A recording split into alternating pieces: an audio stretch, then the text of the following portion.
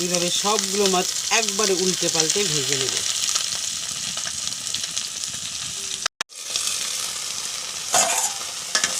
মশলাটা সুন্দর করে কষিয়ে নিয়েছি।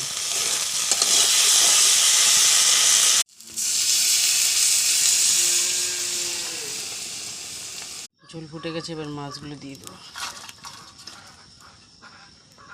ফাইনালি হয়ে গেছে তেল কই। কালারটা দেখো বন্ধুরা, জাস্ট ওয়াও। এখানে এখন ডাল সিদ্ধ করব।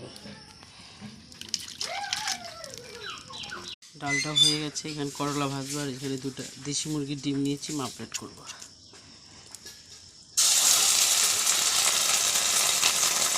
বাড়িওয়ালার জন্য ভাত বেড়েছি বন্ধুরা, এখন বাড়িওয়ালাকে নিয়ে গিয়ে দিব।